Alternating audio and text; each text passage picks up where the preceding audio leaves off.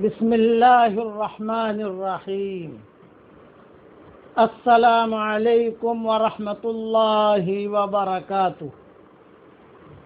الحمد للہ نحمده ونستعینه ونستغفره ونؤمن به ونتوکل علیہ ونعوذ باللہ من شرور انفسنا ومن سیئات اعمالنا ونعوذ باللہ من شرور انفسنا ومن سیئات اعمالنا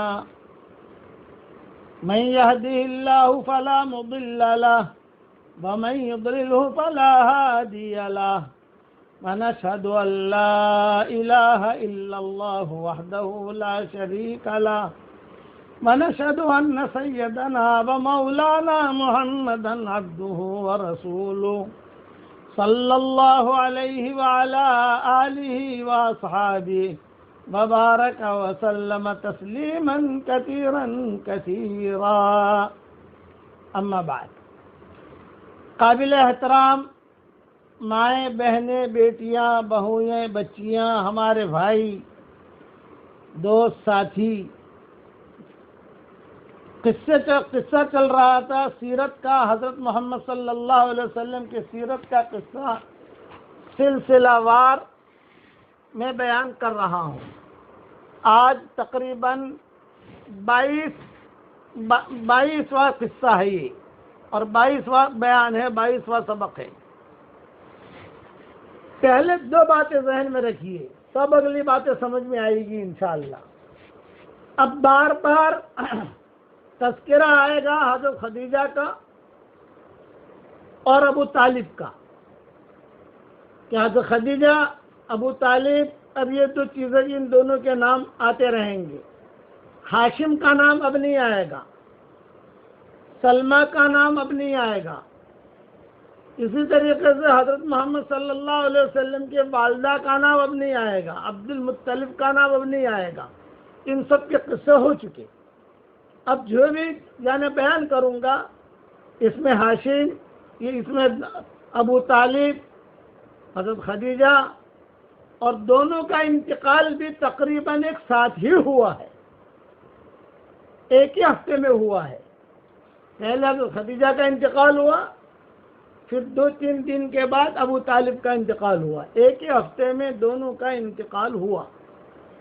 اور اسی لیے اس سال کو عام الحزن کہتے تھے، غم والا سال، ملال والا سال۔ حضور صلی اللہ علیہ وسلم بھی کہتے تھے، صحابہ بھی کہتے تھے کہ یہ غم کا سال ہے، کہ ایک ہی ہفتے میں دو بڑے بڑے چلے گئے، حضرت خدیجہ بھی چلی گئی اور ابو طالب بھی چلے گئے۔ خیر، اپنے وقت پر جب وہ قصے آئیں گے تو بیان کروں گا۔ اب تو یہ ہے کہ آپ صلی اللہ علیہ وسلم کی عمر 15 سال کی ہوئی۔ میں سال کے اعتبار سے چل رہا ہوں تاکہ بات سمجھ میں آئے۔ عرب میں ایک دستور تھا لڑائیوں کا، وہ قبیلے آپس میں لڑتے تھے، حرب الفجار بھی کہتے ہیں اسے۔ تو قبیلے کیوں لڑتے تھے؟ انانیت، تکبر، عجب، بڑائی، یہ ان میں کٹ کٹ کر بھری ہوئی تھی کہ تیرے گھوڑے نے میرے گھاٹ پر آ کر پانی کیوں پیا، اس پر لڑائی۔ تو نے مجھے یوں کیوں دیکھا، اس پر لڑائی۔ جیسے آج بھی چودھری ہوتے ہیں اسے کہ دیکھ وہ گھر کے دیکھ رہا ہے مجھے، دیکھ وہ دیکھ گھر کے دیکھ رہا ہے۔ یعنی آدمی کسی سے کو دیکھے بھی تو بھی آدمی کے دل میں یہ آوے تھی، اس کو کہتے تھے حرب الفجار۔ قبیلے میں لڑائیاں ہوتی تھی۔ اچھا، کچھ مہینے ایسے ہوتے تھے کہ اس مہینے میں لڑائی عرب بھی پسند نہیں کرتے تھے، جیسے رجب کا مہینہ، اس میں عرب جو ہے لڑائی پسند نہیں کرتے تھے۔ رجب کا مہینہ آتا تھا تو سارے عرب زمانے جاہلیت میں اعلان کر دیتے تھے، رجب کا چاند دیکھ لیا بھائی، لڑائی ختم، تلواریں اندر رکھو۔ یہ ان کا معمول تھا۔ ان عدت الشہور عند اللہ 12 شہرا، اس کی تفسیر کے اندر میں نے کئی چیزیں بیان کی ہیں کہ یہ اسے اشہر حرم کہتے تھے۔ شوال میں لڑائی نہیں کرتے تھے، ذی قعدہ میں نہیں کرتے تھے، ذی الحجہ میں نہیں کرتے تھے، لیکن کبھی کبھار ایسا ہوتا کہ وہ جو ہے اچھل پڑتے تھے اور آپس میں لڑائیاں. تو اب حضور صلی اللہ علیہ وسلم کو جو قبیلہ تھا بنو ہاشم، بنو عبد المطلب، یہ آپ تو اسی قبیلے سے، یہ چچا سارے کے سارے، تو یہ بھی لڑائی میں کوئی کم تو تھے ہی نہیں. تو یہ کبھی کبھار لڑائی کے لیے کہتے تھے کہ چلو محمد، چلو بیٹا محمد، آج لڑائی کے لیے جانا ہے. اب حضور صلی اللہ علیہ وسلم سلیم الفطرت تھے، لیکن چونکہ چچاؤں کے ماتحت میں تھے، ابو طالب کے ماتحت میں تھے اور وہیں رہتے تھے، تو گھر میں جو مشورے ہوتے لڑائی کے تو آپ صلی اللہ علیہ وسلم کو بھی شریک ہونا پڑتا تھا. تو آپ خود فرماتے تھے کہ میں اسے پسند نہیں کرتا تھا، لیکن لڑنے کے لیے لے جاتے تو ساتھ جاتے حضور صلی اللہ علیہ وسلم. اب آپ کی عمر 16 سال کی 17 سال کی ایسی ہو گئی ہے کہ آدمی لڑائی کر سکتا ہے، میدان میں کود سکتا ہے، اور آپ صلی اللہ علیہ وسلم تو بہت جری تھے، بہت بہادر تھے، لیکن آپ نے فرمایا کہ ابھی بھی میں میدان میں اترا نہیں. ہاں پیچھے سے کبھی کبھار کسی چچا نے تیر مانگا، ارے بیٹا تیر دو، تیر، تو تیر دے دیتا تھا. یہ آپ خود فرماتے تھے کہ حضور صلی اللہ علیہ وسلم تیر دے دیتے تھے، لے تیر، لیکن میں جو ہے وہ چکروں میں نہیں پڑتا تھا. اسی طریقے سے حلف الفضول، عبداللہ ابن جدعان جو تھا یہ بڑا آدمی تھا، مکہ مکرمہ کا، حضرت عائشہ کا چچا بھائی تھا یہ، تو اس کا مکان بھی وسیع تھا. تو وہاں پر جو بھی ایڑے چڑھے مشورے، یہ وہ، کسی کو مارنا، کسی کو گرانا، کسی کو مدد کرنا، کسی کو، یہ سارے مشورے وہاں ہوتے تھے. تو حضور صلی اللہ علیہ وسلم فرماتے تھے میں بھی انہیں مشوروں کے اندر جاتا تھا، لیکن جو اچھی باتیں ہوتی اسے لے لیتا اور پیچھے بیٹھتا، لیکن سمجھتا تھا یہ صحیح ہے، یہ غلط ہے، یہ صحیح ہے، یہ غلط ہے، یہ صحیح ہے، یہ غلط ہے. لیکن ایک بات بہت ہوتی تھی، اب آپ صلی اللہ علیہ وسلم کی عمر 15 16 17 18 سال کی ہو گئی، تو پورے مکہ مکرمہ میں آپ ٹاپ 1 آئے. ٹاپ 1 کا کیا مطلب؟ ہر آدمی چلتے چلتے، ہر عورت چلتے چلتے آپ کو دیکھتے تھے، یہ لڑکا ہے. خاص طور سے یہود نصارہ، یہی ہے، یہی ہے، یہی ہے. بلکہ بعض بڑے بڑے پادری تو انتظار کے اندر کئی سال ایک درخت کے نیچے گزار دیے. وہ آگے آئے گا قصہ، میں بیان کروں گا انشاءاللہ. اور کہتے تھے کہ ہم انتظار میں کہ یہ آدمی آئے، حضور کو دیکھ کر بھی پہچان جاتے تھے کہ ہاں یہ اللہ کا، یہ جس کا ہمیں انتظار ہے یہ نبی ہونے والا ہے. اچھا، مکہ مکرمہ یہود کے یہاں، یعنی جو کعبہ ہے یہود کے یہاں بھی مقبول، نصارہ بھی پسند کرتے تھے اسے، مشرکین مکہ بھی پسند کرتے تھے، اعراب بھی پسند کرتے تھے. اب چونکہ بھیڑ بھاڑ ہونے لگی، پھر حضور صلی اللہ علیہ وسلم پیدا ہوئے، تو اس وقت میں عرب جو ہے بہت اہتمام سے ایک ستارے کو پوچھتے تھے، اس کا نام ہے شعرا. وہ اب بھی ہے وہ ستارہ، وہ بہت بڑا ستارہ. بس عربوں کا یہ تھا، ستاروں کے بارے میں مجھے مستقل بیان کرنا ہے، آپ کو انشاءاللہ سمجھانا ہے کہ ستارے کیا ہیں، کتنے ستارے ہیں، کیا ہے. لیکن یہ شعرا کا خالی سمجھ لو کہ یہ عرب جو ہے یہ عربوں کا ماں باپ سمجھ لو، شعرا ستارہ. وہ کبھی بھی کوئی کام ہو تو کھڑے کھڑے کہتے تھے اے شعرا ہمارا کام کر دے، اے شعرا ہمارا کام کر دے، اے شعرا ہمارا کام کر دے. یہ ان کی عادت تھی، یہود نصارہ کی نہیں. یہ تو اہل کتاب تھے سارے کے سارے، یہ بے ایمان تھے، تو ان کو کچھ پتہ نہیں کس کی عبادت کرنی ہے، کس کی نہیں کرنی. اسی لیے قرآن شریف میں باقاعدہ یہ شعرا کا نام لیا گیا، وَأَنَّهُ هُوَ رَبُّ الشِّعْرَى. کہ تم جو ہے شعرا کو پکارتے ہو تو شعرا کا اللہ مالک تو میں ہوں. سورہ نجم میں اللہ نے آیت اتاری، وَأَنَّهُ هُوَ رَبُّ الشِّعْرَى وَأَنَّهُ هُوَ أَهْلَكَ عَادًا الْأُولَىٰ وَثَمُودَ فَمَا أَبْقَىٰ. یہ ساری کی ساری آیتوں کے ترجمے میں کر چکا ہوں. درس قرآن جو میرا چلتا ہے اس کے اندر یہ تفصیل آ گئی ہے.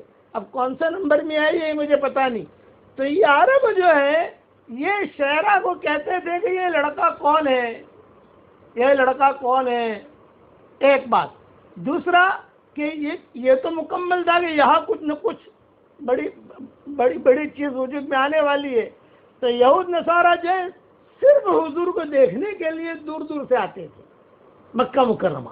اور کیسا کرتے تھے؟ چپکے سے طواف کیا اور 2-4 آدمی آ گئے، 2-4 عورتیں آ گئیں، بھئی دیکھو وہ لڑکا دکھتا ہے نہیں دکھتا، وہ لڑکا دکھتا ہے نہیں دکھتا. ہاں یہی ہے. آپ کا جو مکان تھا، ابو طالب کے مکان میں آپ رہتے تھے، تو آپ نے جب جہاں رہتے تھے تو جان بوجھ کر بھی مکان کے قریب سے گزرتے تھے اور آنکھوں سے اشارہ کرتے، یہ ہے، وہ بیٹھا ہے وہ ہے، وہ بیٹھا ہے وہ ہے. یہ دن حضور صلی اللہ علیہ وسلم کے گزرتے رہے. آپ تجارت بھی کرتے رہے، بکریاں بھی چراتے رہے، لوگوں کی خیر خبر بھی لیتے رہے.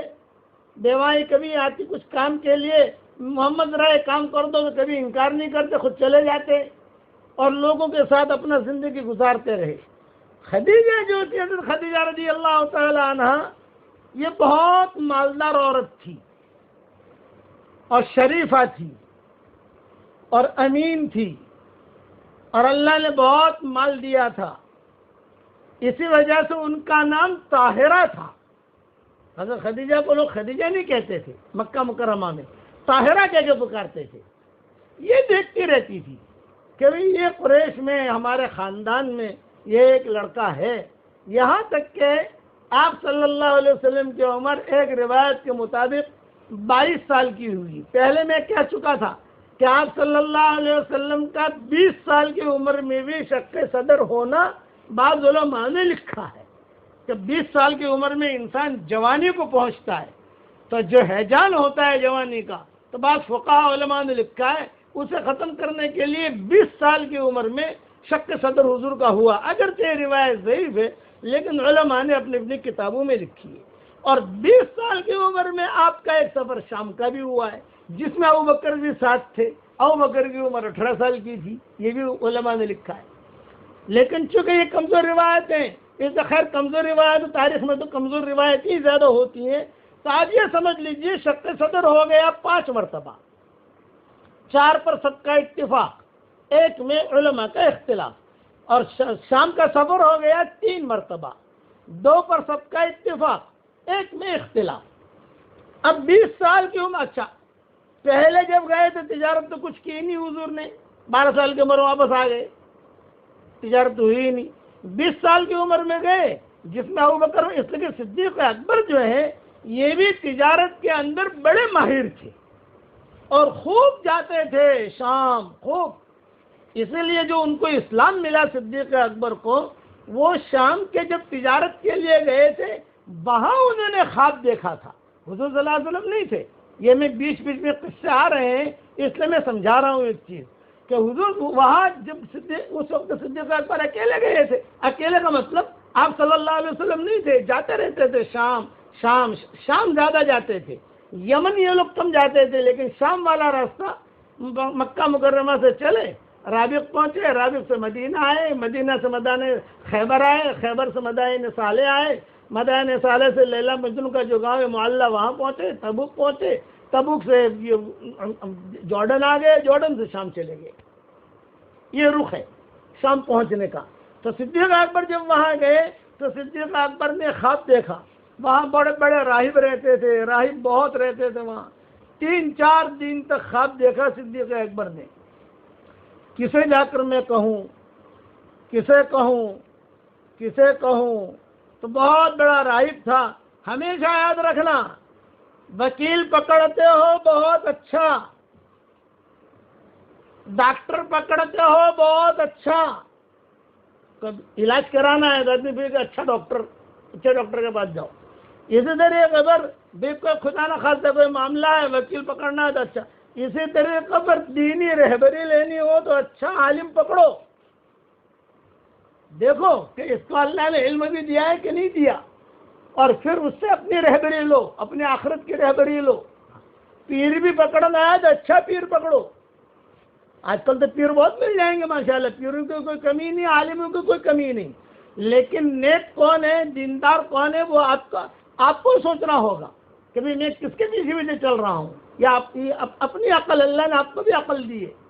تو یہ ابوبکر جو دیکھا، میں خواب دیکھ رہا ہوں، کس کو کہوں. ایک بہت بڑا راہب تھا، ڈھونڈتے پہنچے. کتابوں میں لکھا ہے وہ اتنا بوڑھا ہو گیا تھا کہ اس کی بھویں جو ہے وہ لٹک رہی تھی. اور ہاتھ بھی اس کے کانپ رہے تھے. تو وہاں گئے صدیق اکبر اور جا کر کہا کہ میں نے بڑا عجیب خواب دیکھا ہے. تو راہب نے کہا کہ بتاؤ کیا خواب دیکھا. یہ فرمایا میں نے ایک خواب دیکھا. خواب بیان کیا تو راہب جو ہے ایک دم سے چوکنا ہو گیا. لاؤ خوشبو لاؤ خوشبو، خوشبو لاؤ خوشبو، عطر لاؤ عطر، عطر لاؤ عطر. فوری عطر لگایا اور بیٹھو بیٹھو بیٹھو بیٹھو بیٹھو بیٹھو ان کو بٹھایا صدیق اکبر کو، اور اپنی بھویں جو ہے وہ اوپر کیوں اور غور سے دیکھا، اور پھر دیکھ کر کہا تم کہاں سے آئے ہو؟ ابو بکر نے کہا بکہ سے. مکہ کو بکہ کہتے تھے پہلے، قرآن شریف میں بکہ آیا ہے، بکہ 4 پارے کے اندر. تو بکہ، میں بکہ سے آیا ہوں، یہ صدیق اکبر نے کہا. تو راہب نے کہا تیرا خواب بہت اچھا ہے، اور تیرے خواب کی تعبیر یہ ہے کہ تمہارے یہاں بکہ میں ایک نبی ظاہر ہوگا دنیا کے اندر، یعنی جب تک وہ زندہ رہے گا تم اس کے وزیر بنو گے، اور اس کے مرنے کے بعد تم اس کے خلیفہ بنو گے. یہ راہب نے اس وقت تعبیر دی تھی. ابھی حضور صلی اللہ علیہ وسلم کو نبوت بھی نہیں ملی ہے. ابھی تو آپ کو 20 سال 25 سال کی عمر میں صدیق اکبر کی حضور کی دوستی تو تھی، لیکن کچھ پتا نہیں کہ یہ کیا بننے والے ہیں، یہ کیا بننے والے ہیں. تعلقات ہوتے ہیں جیسے، بس اس قسم کے تھے جیسے گاؤں میں لڑکے ہوتے ہیں آپس میں. وہ راہب نے تعبیر دی تھی کہ تو بکہ کا رہنے والا ہے، تمہارے یہاں ایک نبی ظاہر ہوگا، اور جب تک وہ زندہ رہے گا کنت وزیرا لہ فی حیاتہ وخلیفۃ لہ بعد مماتہ، اس کے زندگی میں تو وزیر بنے گا اس کا، اور اس کے مرنے کے بعد تو اس کا خلیفہ بنے گا. صدیق اکبر کہتے ہیں اس نے تعبیر دی، میں خواب بھی بھول گیا اور تعبیر بھی بھول گیا. یہ صدیق اکبر خود کہتے تھے، خواب بھی بھول گیا، تعبیر بھی بھول گیا. مرور زمانے کی وجہ سے آدمی بھول جاتا ہے. لیکن حضور صلی اللہ علیہ وسلم کو جب نبوت ملی اور آپ نے نبوت کا دعویٰ کیا تو سب سے پہلے تو حضرت خدیجہ مسلمان ہو گئیں. باہر نکلے صدیق اکبر ملے. صدیق اکبر ملے تو حضور صلی اللہ علیہ وسلم نے دعوت دی، بھئی میں اللہ کا نبی ہوں. تو صدیق اکبر نے انکار نہیں کیا، پہلے دن سے اقرار کر لیا، لیکن ایک آہستہ تو سوال کیا کہ محمد تم اتنی بڑی چیز کا دعویٰ کرتے ہو، اتنی بڑی چیز، ساری دنیا کا نبی، ساری دنیا کا امام، اتنی بڑی چیز کا دعویٰ کرتے ہو تو اس کی کوئی دلیل بھی ہونی چاہیے. دلیل کیا ہے؟ یہ ہلکے انداز میں پوچھا صدیق اکبر نے. تو حضور نے جھٹ سے کہا رؤیاک الذی رأیتہا فی الشام، تیرا وہ خواب جو تو نے شام میں دیکھا تھا. بس صدیق اکبر کو خواب یاد آ گیا اور فوراً لپٹ گئے، حضور سے رونے لگے، کہا اشہد ان لا الہ الا اللہ واشہد انک رسول اللہ. یہ ان کے اسلام لانے کے قصوں میں علماء نے یہ باتیں لکھی ہیں. تو اب چونکہ یہ قصے کے سنانے کا یہ وقت تو ہے نہیں، لیکن یہ کہ چونکہ حضور صلی اللہ علیہ وسلم کے ساتھ کن جو تعلقات ہے، ابھی میسرہ کا قصہ آئے گا تو دو میسرہ، آج کل تو شاید میسرہ لڑکیوں کا نام رکھتے ہیں، لڑکوں کا نام رکھتے ہیں، اچھا نام ہے، لیکن 2 میسرہ کے قصے بھی آئیں گے جب اب آگے شروع ہوں گے. حضور اکرم صلی اللہ علیہ وسلم ایک روایت کے مطابق 22 سال کی عمر ہو گئی، ایک روایت کے مطابق 25 سال کی عمر ہو گئی، اور دن گزرتے گئے. اب گھر میں تنگی تھی، ابو طالب ان کے بھی بیٹے تھے اور تنگی. تو حضور اکرم صلی اللہ علیہ وسلم سے بعض تاریخ کی کتابوں میں لکھا ہے، ابو طالب نے کہا کہ محمد اب تم بڑے ہو گئے ہو، کوئی دھندا بندہ کرو، گھر کا خرچہ ہے، یہ ساری کی ساری چیزیں ہیں، تو تھوڑا ہاتھ پاؤں مارو، یہ کرو وہ کرو. آپ کی عمر 22 سال یا 23 سال. تو آپ نے فرمایا کہ ابھی جتنا مجھ سے یہ ہوتا ہے، مطلب کہ بکریاں چرانا، آپ بکریاں چرا کر جو پیسے ملتے تھے اپنی جیب میں نہیں ڈالتے تھے، ابو طالب کو جا کے دے دیتے تھے. کاروبار کر کے جو بھی نفع ہوا تو حضور صلی اللہ علیہ وسلم سیدھے ابو طالب کے ہاتھ میں جا کے دے دیتے تھے. یہ نفع ہوا. اور کبھی کبھی نقصان بھی ہوتا ہے، کاروبار کا تو مطلب یہ ہوتا ہے کہ نفع نقصان، لیکن ابو طالب کو جو ہے جا کے دے دیتے تھے کہ یہ ہے. اب جب آپ کی عمر یہ ہوئی، اب 2 مسئلے آ گئے گھر میں، بھئی محمد کی شادی بھی کرنی ہے اور اسے اپنے پاؤں پر کھڑا بھی کرنا ہے. تو کیا کریں؟ اب دو روایتیں سنو. ایک روایت تو یہ کہ حضرت خدیجہ کے پاس لوگ جاتے تھے پیسہ لینے کے لیے، کیا آپا ہم جا رہے ہیں شام، تم جو ہے 1000 دینار دے دو، 2000 دینار دے دو، جو نفع ہوگا نفع میں آپ کا اتنا ہمارا اتنا، یہ ایگریمنٹ ہوتا تھا. اور ایک روایت یہ ہے کہ حضرت خدیجہ جب شام کے لیے قافلہ تیار ہوتا مکہ سے تو ڈھول بجتا تھا. ڈھول اس دور کے اندر ڈھول بجاتے تھے. ڈھول بجانے کا کیا مطلب؟ ڈھول بجانے کا مطلب یہ ہے کہ قافلہ تیار ہے، کسی کو جانا ہو تو شام جانا ہو تو چلو، شام جانا ہو تو چلو. تو لوگ جو ہے وہ مشورہ کر کے بیٹے کو بھیج دیتے تھے، کوئی بھائی کو بھیج دیتا تھا، کوئی اپنا پیسہ لے کے جاتا تھا. تو صحیح روایت میں یہ آتا ہے پورے مکہ والوں کا جتنا مال ہوتا تھا اس سے کئی گنا زیادہ اکیلی خدیجہ کا مال ہوتا تھا. جیسے مکہ والوں کا 1,00,000 دینار جمع کیا ہے دھندے کے لیے تو خدیجہ کے 3-4 لاکھ دینار ہوتے تھے. اور خدیجہ جو ہے سب کے ساتھ ایگریمنٹ کرتی تھی، سب کے ساتھ یہ ہوگا یہ جو بھی. اس کی ایک سہیلی تھی، اس کا نام تھا نفیسہ. حضرت خدیجہ کی خاص سہیلی تھی. سہیلی تو میں نہیں کہوں گا، اگرچہ علماء نے سہیلی کا جملہ لکھا ہے لیکن خیر وہ بھی ہو سکتا ہے سہیلی، لیکن پرائیویٹ سیکرٹری تھی. کیا سمجھ لو کہ سارے گھروں کے کام، اندر کے کام، حساب کتاب کے کام وہ ساری وہ لڑکی سنبھالتی تھی. اور حضرت خدیجہ کہتی تھی دیکھ اس کو اتنا پیسہ دیا ہے تو خبر رکھنا. وہ چہرہ دیکھ کر بھانپ لیتی تھی، کہتی تھی آپا ٹھیک ہے میں جانتی ہوں اس کو کہاں رہتا ہے، اتنا پیسہ دیا ہے. اس دور کے اندر یعنی اس کی پرائیویٹ سیکرٹری تھی حضرت خدیجہ کی نفیسہ. کوئی کام ہوتا تو خدیجہ نفیسہ کے مشورے کے بغیر کبھی بھی نہیں کرتی تھی، نفیسہ کو بلاتی تھی. بلکہ بعض تاریخی کتابوں میں لکھا ہے کہ وہاں اپنے پاس ہی رکھتی تھی نفیسہ کو، چونکہ حضرت خدیجہ کی پہلی 2 شادیاں ہو چکی تھی اور بچے بھی تھے. 2 شوہر حضرت خدیجہ کے ہو چکے تھے. تیسرا نکاح حضور صلی اللہ علیہ وسلم کے ساتھ ہوا. حضور کا پہلا نکاح تھا، حضرت خدیجہ کا تیسرا نکاح تھا. تو حضرت خدیجہ نے نفیسہ سے کہا کہ ابھی میرے دل کے اندر ایک بات ہے، اور وہ بات یہ کہ یہ محمد کی جو شہرت مقبولیت سن رہے ہیں مکہ مکرمہ کے اندر، لوگ بہت اس کی تعریف کر رہے ہیں، ذرا تم اس کا بایو ڈاٹا نکالو.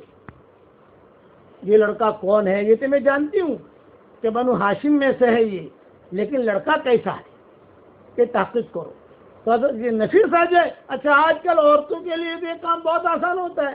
کوئی بھی چیز کی تحقیق کرنی ہو تو عورتیں جو ہوتی ہیں انشاءاللہ آدھے گھنٹے میں پورے بمبئی کی عورتوں کی خبر دے دے گی آپ کو. تو بمبئی کی نہیں، پوری دنیا کی. آپ کسی عورت کا کام سونپ دو، اس کے اندر یہ PhD کی ہوئی ہوتی ہے، ڈاکٹرنیاں ماہر ہوتی ہیں عورتیں. یہ اللہ نے ان کے خون میں رکھی ہے بات. کسی بھی تحقیق کرنی ہو فلاں لڑکی کیسی ہے، ہاں آپا میں آپ کو جو تھوڑی دیر بتاتی ہوں، یہاں فون کیا، وہاں فون کیا، وہاں فون کیا، وہاں فون کیا، وہاں فون کیا، اور جھٹ سے رزلٹ حاضر، چاہے صحیح چاہے غلط. اس لیے میں کہتا ہوں کہ PhD کیے بغیر بھی PhD ہوتی ہے. تو یہ نفیسہ یہ تو خاص پرائیویٹ سیکرٹری تھی. جب حضرت خدیجہ نے یہ بات کہی کبھی لڑکے کے بارے میں پوچھو، اور پھر قافلہ بھی مکہ مکرمہ سے روانہ ہونے لگا. اور پھر یہاں حضرت یہ ابو طالب نے بھی حضور سے کہا کہ بھائی کچھ تم دھندا بندہ کرو کچھ اپنا. تو حضور نے فرمایا بھی میں کیا کروں؟ تو ابو طالب نے ہلکے انداز میں کہا کہ خدیجہ کے پاس چلے جاؤ، وہ سب کو پیسہ دیتی ہے، آپ بھی لے لو. ایک روایت یہ. دوسری روایت یہ کہ حضرت خدیجہ نے خود نے حضور کو بلایا اور کہا ابھی کیا کرتے ہو آپ؟ پوچھا، جیسے بات بوڑھے ہوتے ہیں نا، پوچھتے ہیں دھندا بندہ کرو.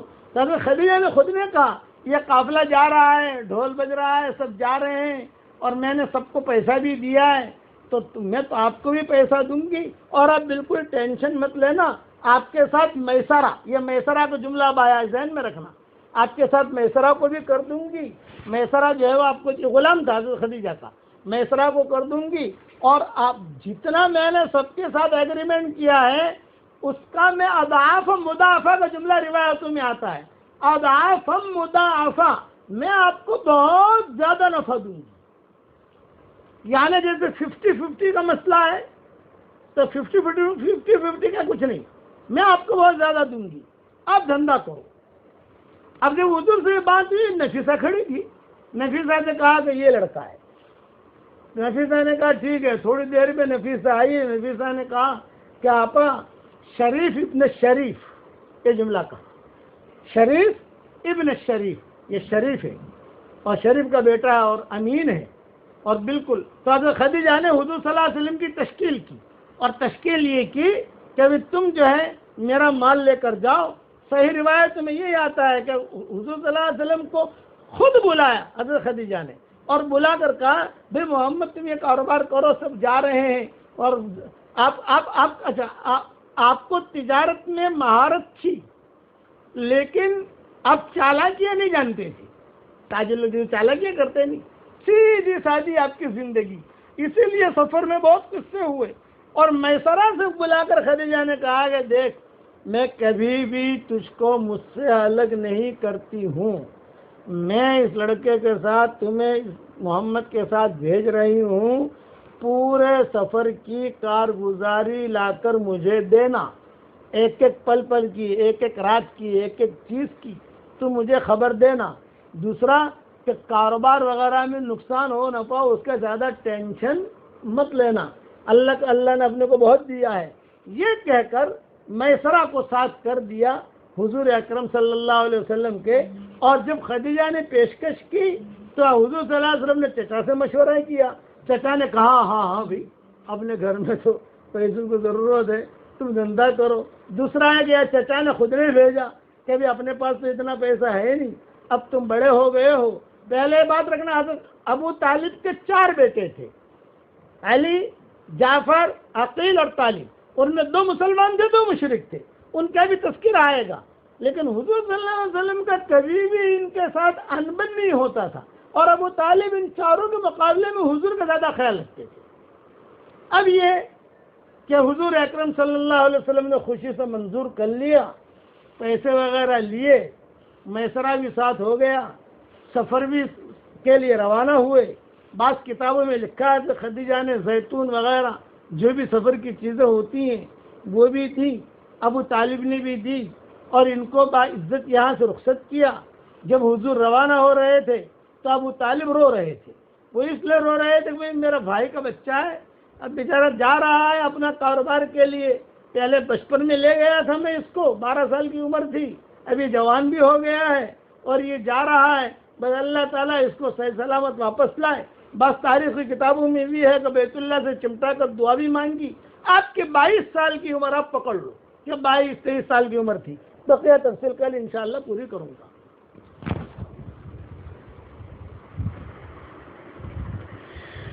ہمارے سامنے روزانہ کچھ مسائل آ رہے ہیں۔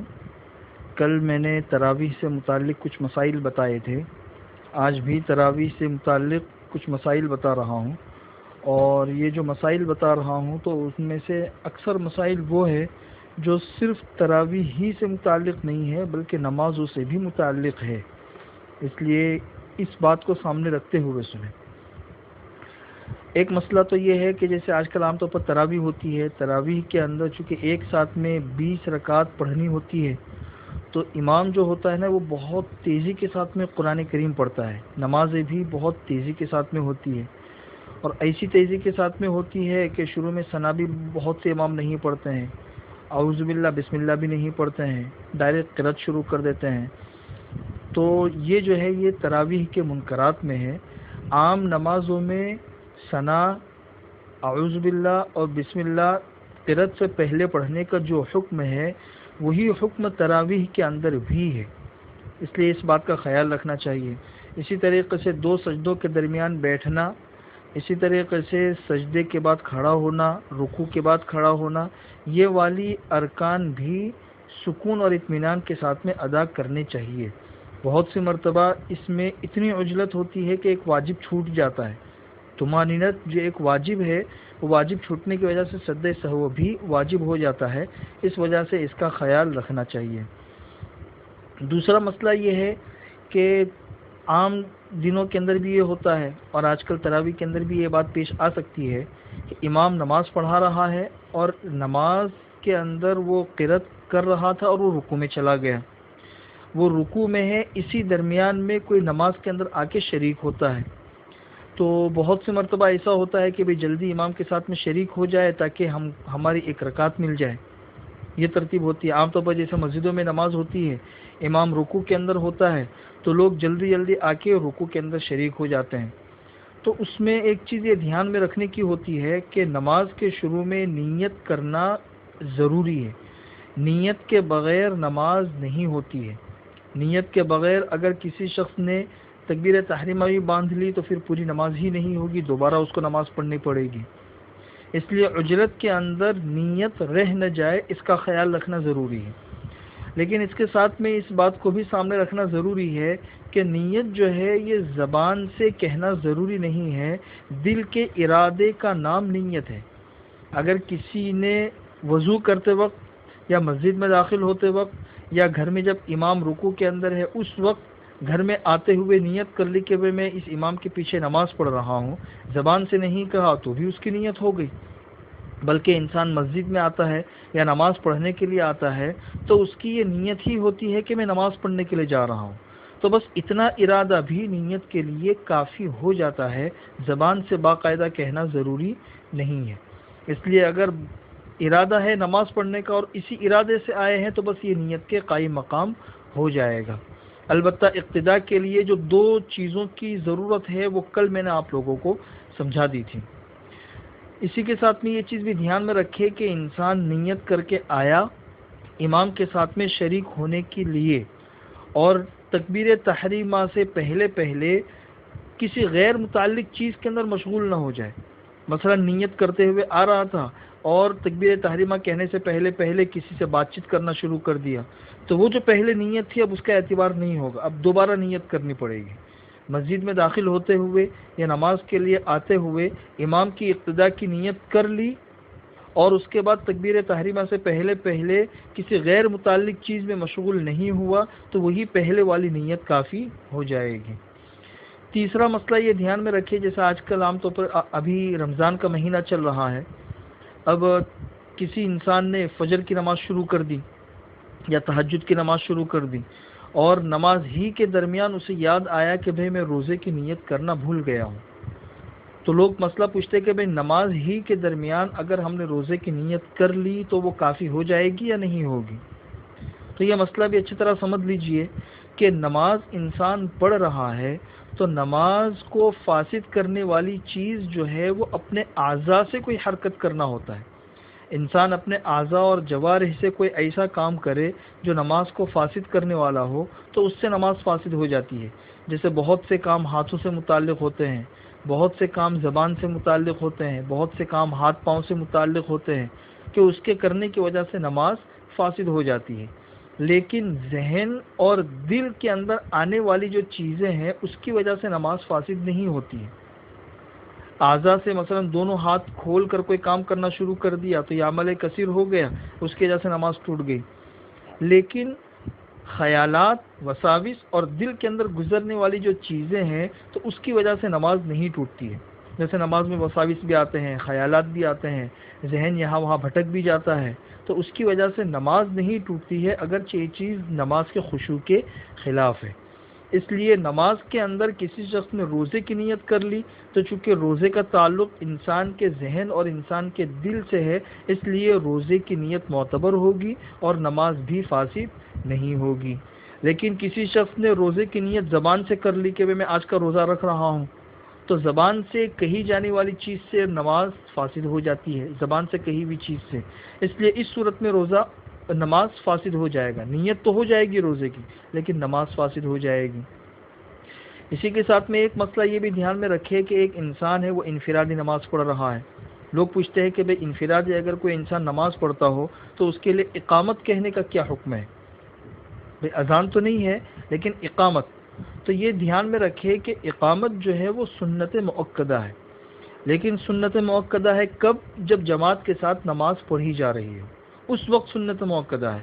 اگر کوئی انسان اپنی انفرادی نماز پڑھ رہا ہے تو ظاہر سی بات ہے، چونکہ جماعت نہیں ہے اس لیے اذان اقامت کا جو سنت مؤکدہ ہونے کا حکم ہے وہ بھی ساقط ہو جائے گا، بغیر اقامت کے بھی نماز ہو جائے گی، لیکن بہتر ہے کہ انفرادی نماز پڑھنے والا اقامت کہہ دے۔ آخری ایک مسئلہ نماز سے متعلق، یہ ایک عام اصول ہے فقہ کا کہ امام جو ہے یہ مقتدیوں کی نماز کا ضامن ہوتا ہے، ذمہ دار ہوتا ہے۔ الامام ضامن، یہ لفظ ہے کہ امام مقتدیوں کی نماز کا ذمہ دار ہوتا ہے۔ ذمہ دار ہونے کا کیا مطلب ہے؟ ذمہ دار ہونے کا مطلب یہ ہے کہ جیسے امام کا وضو نہیں ہے، پیچھے کھڑے رہنے والے تمام مقتدیوں کا وضو ہے، تو چاہے پیچھے کھڑے رہنے والے تمام مقتدیوں کا وضو ہو، امام نے نماز پڑھا دی تو کسی کی نماز نہیں ہوگی، کیونکہ امام وضو سے نہیں تھا۔ اسی طریقے سے اگر امام کو سجدہ سہو واجب کرنے والا کوئی کام امام سے ہو گیا تو پیچھے کھڑے رہنے والے کسی بھی مقتدی سے سجدہ سہو واجب کرنے والا کوئی کام نہیں ہوا ہے، اس کے باوجود امام سجدہ سہو کرے گا تو امام کے ساتھ میں مقتدیوں کو بھی سجدہ سہو کرنا ضروری ہے، اس لیے کہ مقتدی جو ہے نا وہ امام سے بندھے ہوئے ہوتے ہیں، امام ضامن ہے۔ اسی کے ساتھ میں یہ بھی دھیان میں رکھیے، بھی مسائل لوگ پوچھتے ہیں کہ پیچھے کھڑے رہنے والے کسی مقتدی سے سجدہ سہو واجب کرنے والا کوئی کام ہو گیا، امام سے نہیں ہوا، تو کیا مقتدی سجدہ سہو کرے گا یا اس کو کرنے کی ضرورت نہیں ہے؟ تو میں نے آپ کو سمجھا دیا کہ امام ضامن ہوتا ہے، امام کی نماز صحیح ہو گئی تو مقتدیوں کی نماز بھی صحیح ہو گئی۔ سارے مقتدیوں سے سجدہ سہو واجب کرنے والا کوئی کام ہو گیا اور اگر امام سے نہیں ہوا ہے تو پیچھے کھڑے رہنے والے کسی بھی مقتدی کو سجدہ سہو کرنا ضروری نہیں ہے، بلکہ امام سجدہ سہو کے بغیر نماز پڑھائے گا تو باقی سب کی نماز ہو جائے گی، سجدہ سہو سب سے ثابت ہے، اس لیے کہ یہ ابھی تابع ہے۔ تو اسی سے یہ بات سمجھ میں آتی ہے کہ امام کے پیچھے اگر مقتدی نماز پڑھ رہا ہو تو چاہے وہ نماز سری ہو یا جہری ہو، سری نماز جیسے ظہر یا عصر ہے، جہری نماز جیسے مغرب عشاء فجر ہے، تو اس میں امام کے پیچھے مقتدیوں کو قرات نہیں کرنی، چاہے وہ سورہ فاتحہ پڑھ رہا ہو یا سورت پڑھ رہا ہو، قرات نہیں کرنی۔ کیوں؟ اس لیے کہ امام نے قرات کر لی تو امام کا قرات کرنا یہ مقتدیوں کی طرف سے کافی ہو جاتا ہے، اس لیے امام ابو حنیفہ رحمۃ اللہ علیہ کے نزدیک تو امام کے پیچھے قرات کرنا یہ جائز ہی نہیں ہے۔ باقی ائمہ کے نزدیک کچھ گنجائش ہے، لیکن امام ابو حنیفہ رحمۃ اللہ علیہ کے نزدیک درست ہی نہیں ہے، کیونکہ امام ضامن ہے، امام نے قرات کر لی تو باقی تمام مقتدیوں کی بھی قرات اسی کے ضمن میں ہو گئی۔ نماز سے متعلق کچھ اور بھی اہم مسائل ہے، وہ انشاءاللہ کل آپ لوگوں کو بتا دوں گا، پرسوں سے پھر صدقہ فطر کے کچھ مسائل آپ لوگوں کے سامنے آئیں گے۔ عید کی نماز کا طریقہ اور اس کا خطبہ اور اس کے سلسلے میں جو بھی مسائل ہے وہ بھی انشاءاللہ 3-4 دنوں کے بعد آپ لوگوں کے سامنے تفصیل سے بیان کر دیے جائیں گے، ٹھیک ہے؟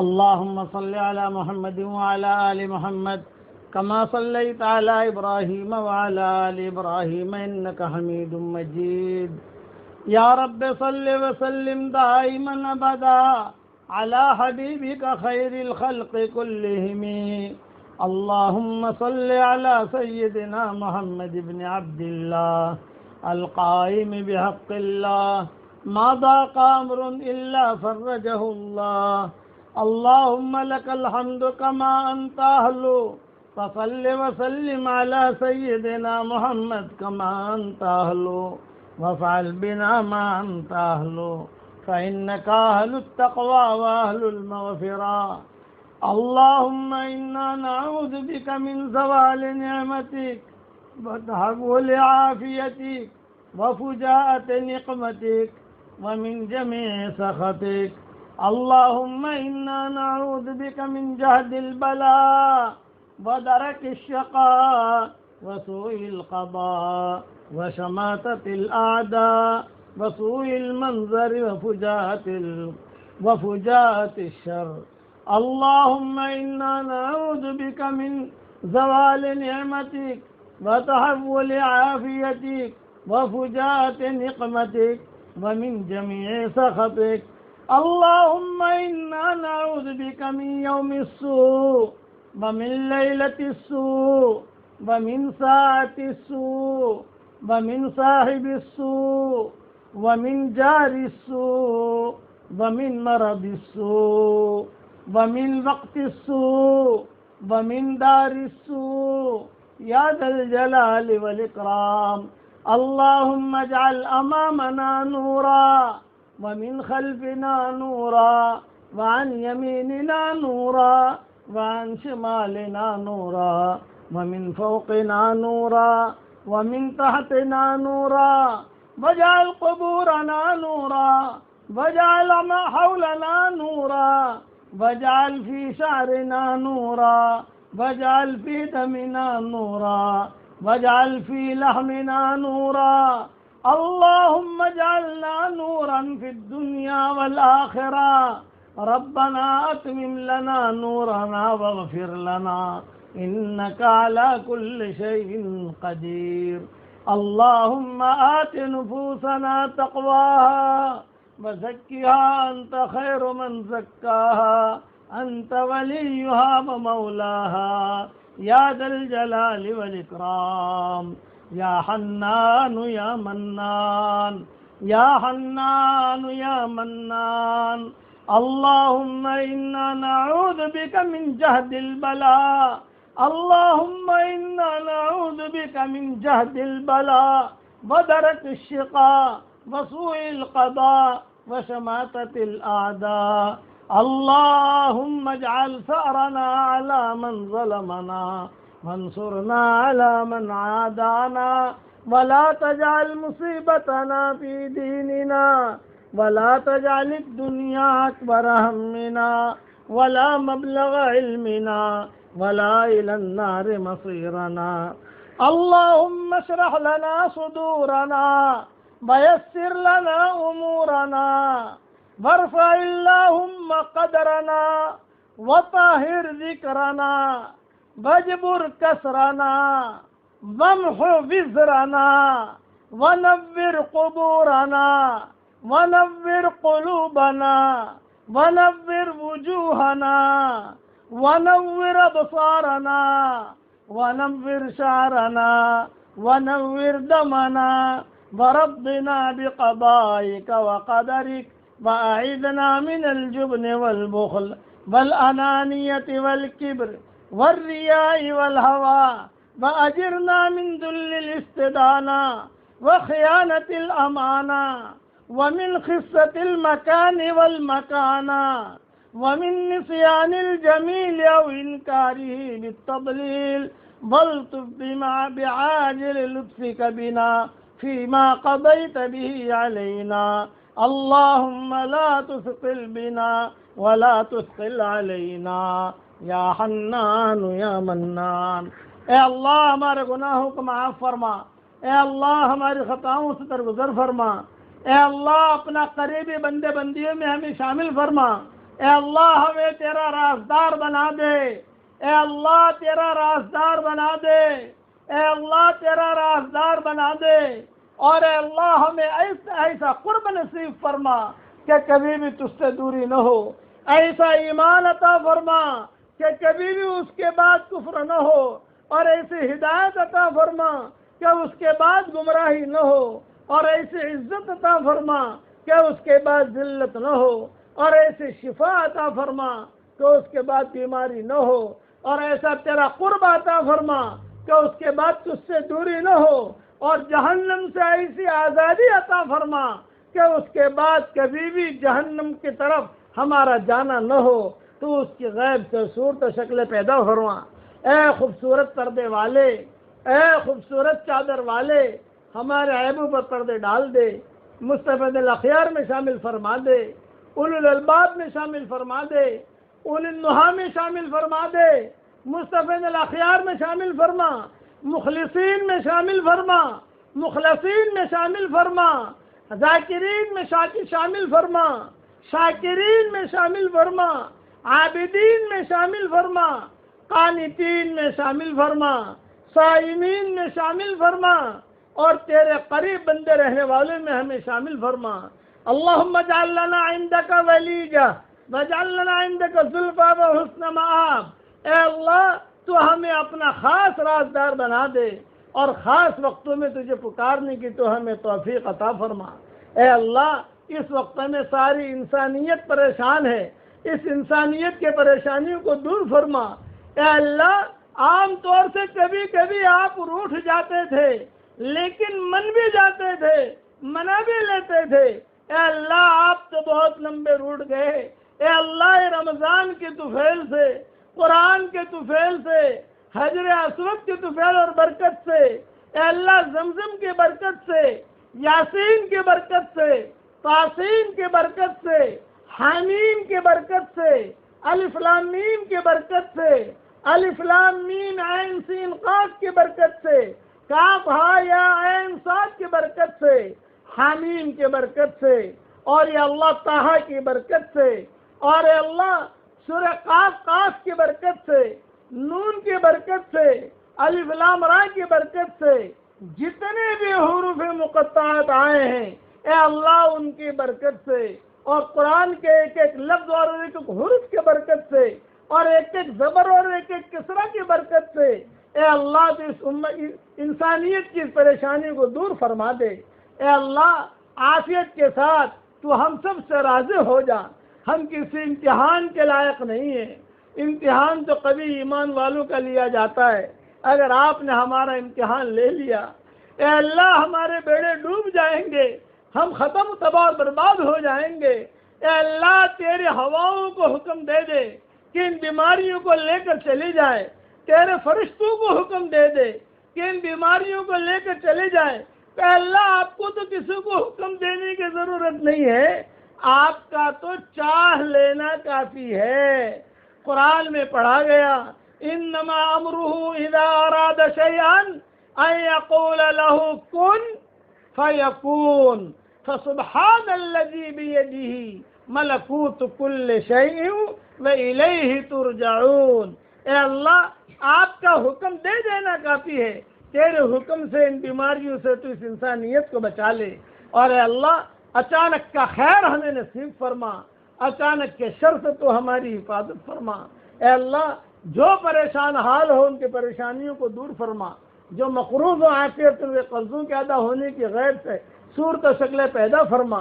جتنے مسلمان اسلام کی حالت میں دنیا سے رخصت ہوئے ہوں ان سب کی قبروں کو تو نور سے منور فرما دے، ان کے درجات کو بلند فرما دے، کروٹوں انہیں آرام نصیب فرما، ان کی ہڈی ہڈی کو جنت نصیب فرما۔ اے اللہ، تیرے نیک بندے بندیاں جو گزرے ہیں، چاہے انسانوں میں ہو چاہے جناتوں میں ہو، چاہے کہ پہلی شریعتوں میں ہو اور حضرت محمد صلی اللہ علیہ وسلم کے بعد آئے ہوں یا آنے والے ہوں، ان سب کے طفیل سے عافیت سے ہم سب کی پریشانیوں کو دور فرما دے۔ حضرت محمد صلی اللہ علیہ وسلم کے طفیل سے ہماری پریشانیوں کو دور فرما دے۔ اللہم انا نسألک من کل خیر خزائنہ بیدک ونعوذ بک من کل شر خزائنہ بیدک۔ تیرے نبی نے ہمیں یہ دعا سکھائی ہے، اے اللہ، تیرے خزانے میں جتنا خیر ہے وہ سارا کے سارا ہمارے لیے مقدر فرما، اور تیرے خزانے میں جتنا شر اور برائی ہے اس سے عافیت سے تو ہماری پوری حفاظت فرما۔ اے اللہ، اس دعا پر جو بھی آمین کہہ رہا ہے، جہاں پر بھی آمین کہہ رہے ہیں، مرد کہہ رہے ہیں، عورتیں کہہ رہی ہیں، ان سب کی جائز مرادوں کو اور ہماری جائز مرادوں کو پوری فرما کر اس میں خیر کی شکلیں اور صورتیں پیدا فرما، اور اپنے فضل و کرم سے ہماری دعاؤں کو قبول فرما۔